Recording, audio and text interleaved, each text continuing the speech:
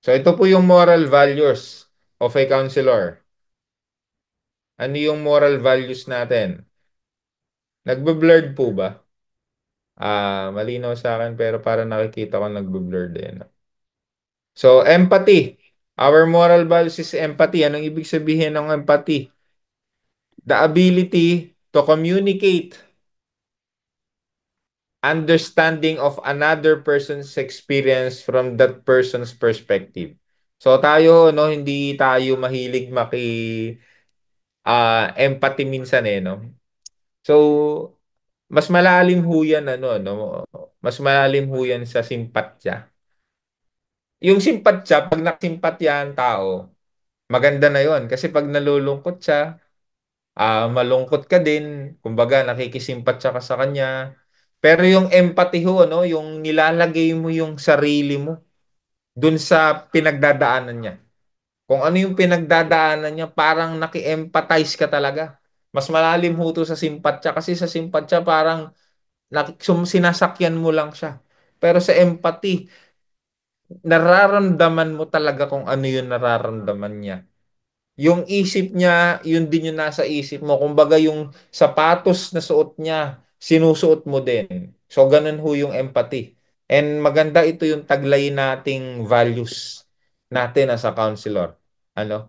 Nakiki-empathize tayo dun sa client or dun sa kausap natin o dun sa nagpapa-counsel sa atin. Next is sincerity. A personal commitment to consistency between what is professed and what is done. So, let's be sincere. Di ba? Maging totoo tayo, hindi dahil lang for the sake o dahil lang for the sake na may iniingatan tayo. No. Let us be sincere when it comes sa pagka-counsel. And as a counselor, ano? So, integrity, commitment to being moral in dealings with others, personal straightforwardness, honesty, and coherence. So, dapat may integridad ho tayo as a counselor. Kasi sabi nga, di ba? Paano tayo magka-counsel kung wala tayo mismong integrity, kung tayo mismo hindi tayo pinaniniwalaan dahil hindi maayos yung ginagawa natin. So, dapat may integrity tayo. Then, resilient or resilience, the capacity to work with the client's concerns without being personally diminished. So, dapat ano tayo? Objective lang. Katulad ng paulit-ulit kong sinasabi kanina. Ano? So, i-work out natin yung specific na concern lang ng client. Huwag tayong mag-go beyond. Okay? Wag tayong kumbaga overacting or over counseling or over advising or over outlining. Be resilient to the specific na concern lang ng client. Okay? Then respect. Showing appropriate esteem to others and their understanding of themselves. So, as one of our values as a counselor, respect natin sila, no? Yung yung sinasabi natin sa client natin o sa counseling kapag sinasabi natin, kumusta devotion mo? Kumusta prayer life mo? Hindi ka ba nagbabasa ng Bible? Kumusta relationship mo kay Lord? So, when it comes sa principle ng counseling, no, especially in the ethical standard of counseling, yung values na respect na babiolate natin. So, hindi appropriate na tanungin natin sila ng ganun, ano. Lalo na kapag ang kanilang problema is, kumbaga, mental health. So, it's very inappropriate na sabihin natin o hindi tayo magpakita ng respeto sa kanila. Next is humility. The ability to assess accurately and acknowledge one's own strengths and weaknesses. So, mahalaga din ho yan. As a counselor, dapat mapagkumbaba tayo. Ano, hindi yung parang malakihin, hindi yung parang mas better tayo dun sa kausap natin. Then is competence. So, dapat skillful tayo. Alam natin yung yung mga sinasabi natin, no? Hindi ito basta-basta hula-hula lang. Kaya nga sabi ko ho, no, pag nagka-counsel tayo, pag counselor tayo, dapat hanggat maaari, less talk tayo. Kasi hindi tayo magiging competent, hindi natin maipaprocess ng maayos yung sasabihin natin, di natin may apply ng maayos yung sasabihin natin dun sa client natin kung tayo ay salita ng salita.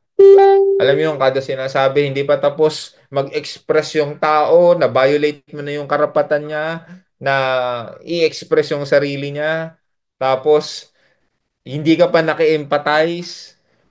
Ang dami na natin sinabi, no? Ang dami na natin sinabi pero hindi pa talaga alam natin yung kabuuan. So, ano yun? Violation of ethical standards of counseling yun. Okay, kaya nga sa values dapat taglayin natin yun eh. No? Then fairness. Pag sinabing fairness, hindi bias yung outline ng pagtulong natin para makapagdesisyon siya. Kumbaga wala tayong pababuran. No? The consistent application of appropriate criteria to inform decision and actions. Dapat walang bias. Hindi natin pwedeng sabihin yung side natin. Hindi yung ganito, no?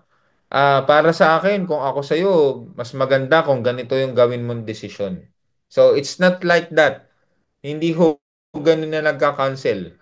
Kasi ang pag ganun yung approach natin na sinasabi sa kanya, ini-impose na natin sa kanya yung subjective part o ibig sabihin yung para sa atin, ini-impose natin sa kanya.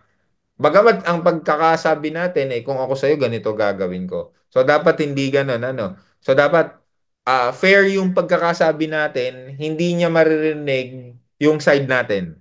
So ipakita natin yung double side of the coin o yung two sides of the coin, mas safe 'yun. Pakita natin yung, ito kasi mangyayari kapag ganito ginawa mo, gito, ganyan, ganyan. Pag hindi naman yan ang ginawa mo, ganito ang mangyayari. So, ipakita natin yung two sides. Hindi yung one side lang. Hindi yung puro pangit lang. Hindi yung puro maganda lang. So, let us help them. Kaya nga, counselor no? Okay. Then next, values is the wisdom. So, sound judgment.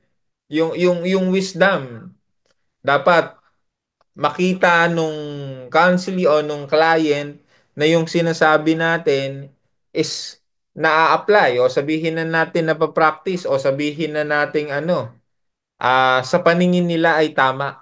Okay? So there's a wisdom. Hindi ko po masabi kung paano yung wisdom pero along the process ng counseling, yung sinasabi po na wisdom doon, may iintindihan nyo. Okay? Then, isa pa sa values ng counselor is the courage. Hindi hindi hindi yung hindi yung tipo bagang tapang-tapangan So yung courage, paano yung courage na yon?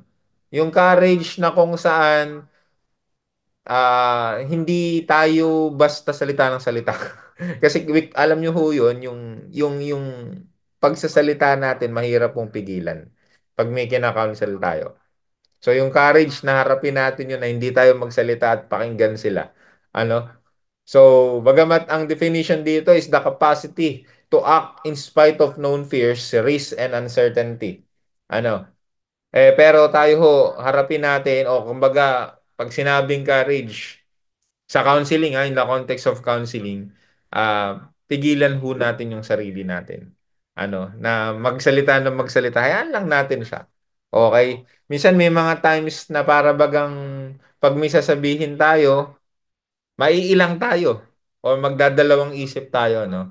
So, siyempre sa counseling, huwag tayong mailang, pero dapat hindi natin nababiolate yung karapatan niya, hindi tayo nawawala yung respeto natin sa kanya, hindi nawawala yung pagpapakumbaba natin para habang dinideliver natin yung ano na yon, yung bagay na yon o yung gusto nating sabihin dun sa client natin.